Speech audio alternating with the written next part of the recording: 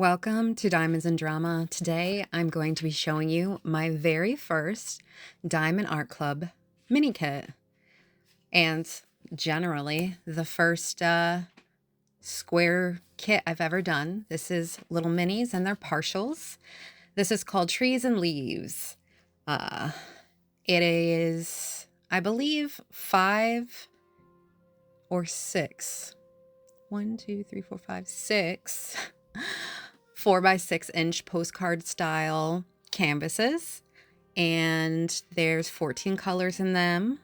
I got it for about $15.19 off of Amazon, and I started this March 28th and finished it April 12th.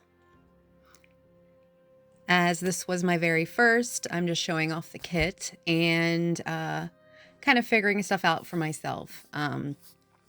I was looking to see which one I wanted to do, and I picked the very cute little bonsai.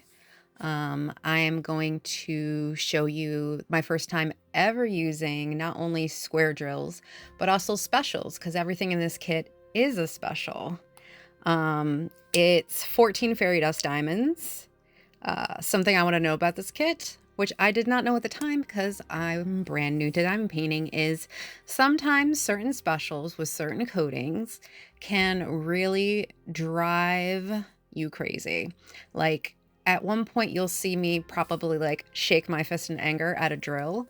I believe it's like a super dark AB drill, and it just kept sticking to the wax and it would not come off of my pen when I was trying to multi-place. And it was driving me insane, and I wanted to throw it across the room, and I didn't know why. Eventually I got it to work by single placing them, but the drills kept stealing on my wax, and at the time I didn't know this was a common thing because I was brand new. So I'm going to show you my first row or so, and then I'm going to speed up the video a little bit and show you the rest of just one of the canvases I did. At the end, I will show you the finished product along with the rest of the finished canvases in this kit. I am going to be starting, the namesake of this channel by going on to Reddit and reading some dramatic, am I the hole? Or, am I overreacting? And I figured I'd do it this way because I'm not that interesting and I don't have enough for like wip&chats, I can't really talk about my work because of HIPAA stuff, because I work in the medical field. So like a lot of my daily dramas would be from that. So I am just going to steal some other people's dramas and give you something to listen to while you watch me place my drills. All right, I hope you like it, and I'll see you at the end.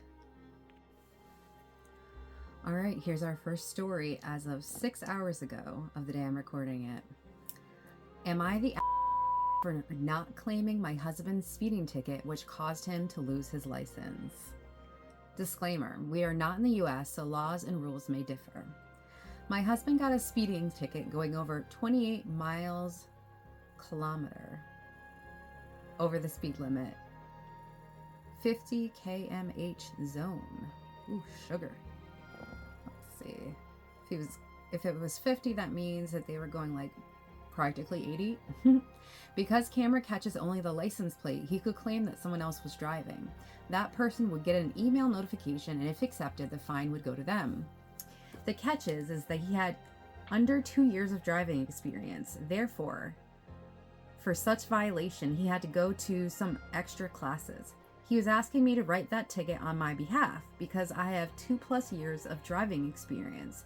It would only be a small fine for me, as I had not had any other violations on record. I, however, refused because I hate when people speed. I didn't want such a violation on my record, and I didn't want to make a habit of it. Oh, that is crazy. Like, I know in the United States, if you get a ticket, your insurance and everything else goes up. Eventually, he failed to show up for those classes within the given year, and now he has to retake his driving exam, both theory and practice. He's very angry at me for multiple days now, saying it's my fault. I stand my ground because I didn't know he would fail to go to the classes and lose his license. Am I the Her husband is so friggin' entitled. Like, you've got to be kidding me. Like, first of all, you're the one who sped, so it's definitely your problem. It shouldn't have to do anything with your wife. You should have learned your lesson after multiple speeding tickets anyways. And then to get mad at her because he lost his license for not taking his class. Like, you need to take some responsibility, dude. And you should have made sure to go to that class. It's not her responsibility to babysit you, take the fall for you, and then make sure you take your own classes. Like, get with the program. Like, am I crazy? Like, make it make sense. All right, let's see what some of the comments say. Say, no, OP, you're not lying for not lying to the police to cover your entitled husband's ticket. That has over 2,000 upvotes. Also, he was the one who skipped classes. Insane that he's trying to make it your fault. Or did he expect her to go to the classes too? It's possible he forgot and needed his wife to remind him. That's crazy. Someone else said, my ex used to ask me to remind him to do things. Then he'd flatly refuse and get angry with me for nagging. Then when his consequences kicked in, he got mad at me again for not making him do the thing. This is so crazy. Someone said, now actions have consequences. It's not your fault he was speeding. It's his. It's not your fault he failed to go to the classes. It's his. It's not your fault his irresponsible actions lost him his license. It's his. He can drive as foolishly as he wishes, but he can't expect you to take the consequences for him.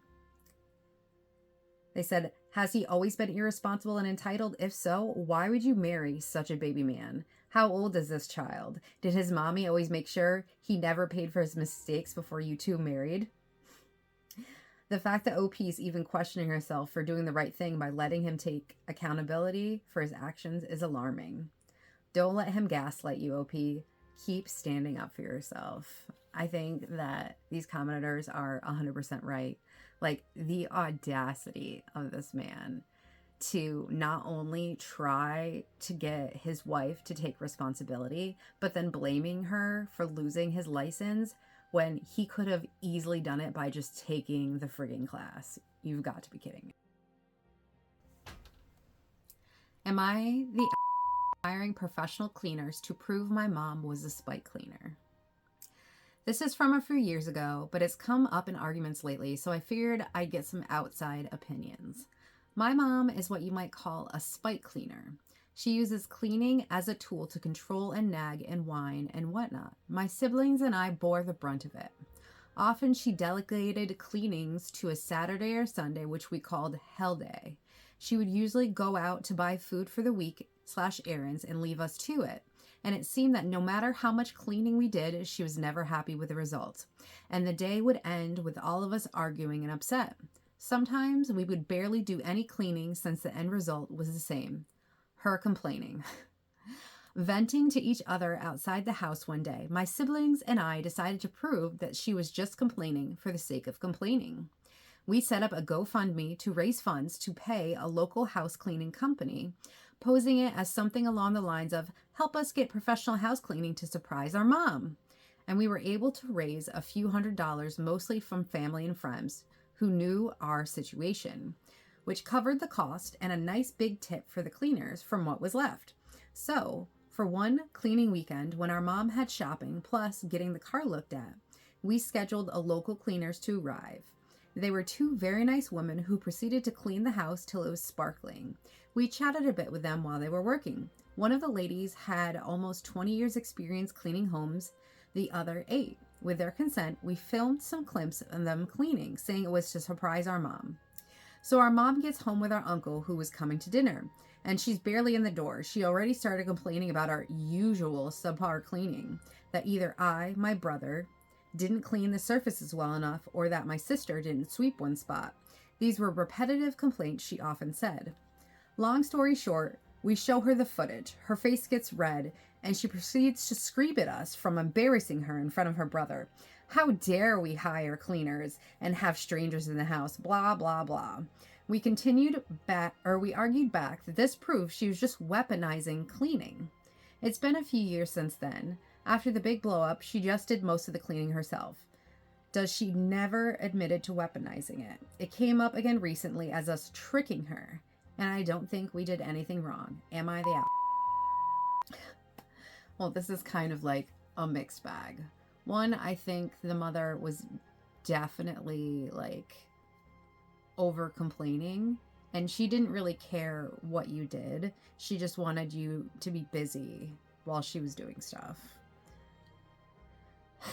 Sometimes, like, people go through things in their life and are just unhappy people, and they feel the need to take it out on others. Like, I'm wondering if she had, like, no control over her life or at work or whatever she did, that she took, like, great pleasure in taking that control over you and, like, using... Like, she could never, like, speak back against the criticism of herself because she'd get in trouble. So she felt, like, a great pleasure in, like, managing you and, like, critiquing you. And, you know, I didn't really like in the story that they said that they made a GoFundMe to raise money for house cleaning, because I don't like lying. I mean, yes, they were getting the house clean, but they were doing it to, like, prove a point towards the mom. And I suppose they're young, so what can they do? But, like, setting it up is like, ooh, we're gonna do this nice thing for our mother, is kind of lying, which I don't really get behind. I mean, but that's just me. Let's see, next. Her coming in and starting critiquing right away. Obviously, she's just making things up to, like, say something and, like, feel like a bigger person. And, like, the fact that she then turned it on you for embarrassing her in front of her brother, she was embarrassing herself. I mean, her brother can see how clean or not clean the house is. It's like she's using this ultra control over you to, like, push you down and, like, stifle you. All right, let's see what the commenters have to say. Haha, this is a funny story, not the asshole. This would have ended one or two ways. Proof that you and your siblings didn't clean good enough. Proof that your mom simply complained for the sake of complaining. The embarrassment felt well deserved. Someone said, I'm extremely curious what they would have done if mom did see a difference and did approve of the professional work. Obviously, that was never going to happen based on what OP said, but it also would have been hilarious. Someone said, then it would actually have been a nice surprise for their mother. And she would have expected that from then on.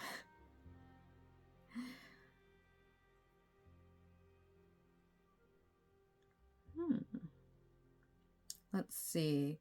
It seems like no one had a lot of comments. It's just all like, haha, this is funny. Someone said, I mean, it seemed like these kids at one point generally wanted and tried to do a good job, and that in itself should have been enough regardless of the actual results. I mean, I kind of agree with that. I mean, as a kid, you can only do so much to begin with if you don't know how to clean well. But I think in those circumstances, the mother could have said, you did a great job, but here are some things I would do different. Let me teach you how I was taught and how we can improve this for next time. You know, you gotta give a little honey with the vinegar, you know? If you do have genuine, like, criticisms. It can't just be all bad, because then no matter what you do, you're always gonna feel defeated at the end. And you're just not gonna want to try at all. I mean, the kids even said that, to the point where they said they just stopped trying at all, you know? So I'm glad that eventually the mother just kind of did the cleaning herself. I think that maybe just having a general, like, cleaning chart would be better to split it up. It's really not teaching many values to, like, just do all the cleaning yourself. Although it just goes to show that she didn't care about, like, the family helping and, you know, becoming better people and learning how to do this for yourself when you grow up, that she was just using it as a form of control. So I think that's pretty interesting. This next one is, am I the telling my daughter she cannot go on a road trip with her friends? My daughter is 16. Her best friend is almost exactly 2 years older than her.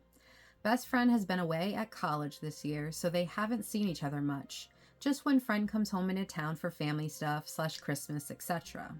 And then only for brief visits because friend is in town for family stuff. Both have birthdays this month, and so her best friend is doing a 2-week road trip with other friends from college, ranging in age from 20 to 25, a group of about 8 people. My daughter's friend invited my daughter along, and I said no. My reasoning is a 16-year-old girl should not be going on a road trip with a group of college kids, more than half of whom are 20-plus-year-old dudes, just as a rule.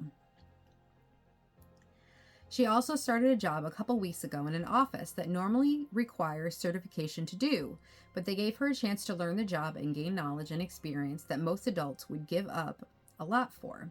She's only working for them for the summer. She was invited yesterday, and they are leaving today before she could even start work, meaning she'd have no chance to arrange time off if they would even let her. They have somebody who is out for the summer, so she's already filling a space. They would probably just let her go and find somebody else. They are also paying her $20 an hour, and she's working 40 hours a week. She was already doing a trip next month that was planned for and scheduled with a job she got in advance. So it's not like she's doing nothing for the summer. It's just not the last minute trip with her friend. I was treated with a lot of door slamming and be called a lot of rude names last night after I said no, and a lot of you hate me's and stuff. I don't think I'm being unreasonable, but am I the bad guy? I am the bad guy. Her story right now. Oh, in her story right now. Edit, I'm the dad, by the way. Edit 2. I have a 16-year-old son. Oldest is adopted. They're only 8 months apart, and I wouldn't let him go either. All right, before we get into the comments, I'm going to have to agree with the dad. You know, being 16, my mom would never have let me go on a 2-week road trip without her, or without like a very trusted adult. Like, I was a teenager once, and I was a college kid, and I acted very differently. Like, college kids, they're gonna be drinking, they're gonna be partying, they're gonna be like learning new adult stuff that a 16-year-old should not be getting into. And not for nothing, whether there's men or women going with her, like, they're people you don't know. The parents don't know. They're not trusted. For all you know, like, it's like one of their older drug dealer friends. You know what I mean? Like, we all know that one sketchy older person that just hangs around with a bunch of like younger people because it's like their hookup. Like, first of all, just any road trip anyways, like, people can get snatched. Like, you have to have safety precautions and a plan and let people know where you are at all times. Like, you're 16, and, you know, even young adults don't necessarily know those kinds of things to begin with. And where are you getting the money for this road trip? Even notwithstanding the job, like, it's going to be a lot of money and planning to go on the road trip. You can't just ask somebody one day before a road trip like that. Like, maybe I'm just old and curmudgeonly, but like, you need to pack, you need to know where you're going, you need to have places to stay, you need to have enough money for food, you're gonna want to have proper, like, if they're going camping, like, proper, like, supplies and stuff. Like, it's not just like a one-day notice. And the fact that she just got this job that is an excellent opportunity for her, first of all, she's making $20 an hour at 16 for the summer. I'm an adult and I barely make $20 an hour, and I've been in my field for over 15 years. Like, this is amazing. And the fact that she's working 40 hours a week at this special summer job, which normally you have to be certified for, is an excellent opportunity. and you make a commitment. And part of growing up is learning that when you make it a commitment, you have to stick to it, unless she goes there and it's like a very toxic work environment. But that doesn't seem to be the case, you know? Like, first of all, that money is going to go towards a lot of stuff. Like, even if you don't put it in a college fund, which would be really excellent, you're a kid, you're probably going to spend that on like clothes and electronics and like games and, you know, like music. Like, there's so much that you could do with that money or save it up for, and it's a really good experience. And to have that on your resume, like even getting into college, putting it on your college like admittance and stuff, like this is going to make you look really good and get ahead in life. But let's say, like I said, even without the job and without that extra money and stuff, like I wouldn't let somebody go under those circumstances. Maybe it would be different if like the dad knew like a trusted adult was going, but they're all college kids, and college kids kind of get a bad rap for a reason because they're not very responsible yet. They haven't learned like the rules of the road, and like having a road trip, going out, being crazy, you kind of like fly by the seat of your pants. You get into trouble, it's expected, but you're underage. Like, that's a horrible idea. Okay. Let's see what some of the commenters have to say. A lot of people are saying, I wouldn't let my daughter at that age go either. There's absolutely no way I'm letting my 16-year-old do this. Someone said, especially if she is as immature as OP is making it seem. She doesn't seem like she's in the frame of mind to make good decisions currently. She's thinking it's okay to bail on a job she hasn't even started yet. Can't wait to see what decision making after starting college. I know at that age I wasn't making the best choices sometimes. Yeah, not hire a bunch of college kids wanted to hang out with a 6-year-old on the road anyways. I mean, it's a different. There's only a 2-year age difference between her and her friend. I mean, I guess like the rest of the college kids would be like, that's a little crazy. That's kind of like annoying younger sister territory, you know what I mean? That's some level of responsibility I'd have noped out of at that age. That is true. Being in college, I would not want to look after what I would assume to be like a little kid. Like, the difference between 20 and 16 is huge, like, in your mind. Like, I can't even think about it. So that's some level of responsibility I've noped out on at that age. So it feels relevant that these adult men aren't also against the idea. Not implying they're predators, it's just that the optics alone make me uncomfortable. Yeah, no one's saying they're predators, but that's the thing is, whether it's a woman or a man, like, there are a lot of people who aren't necessarily straight nowadays, and anyone can be a predator, you know? It's kind of known that young adults don't make the best decisions. I bet they're going to be alcohol involved, going out, having a good time, possibly drugs. Not saying illegal drugs, but come on, you're a teen. You're going to want to have fun.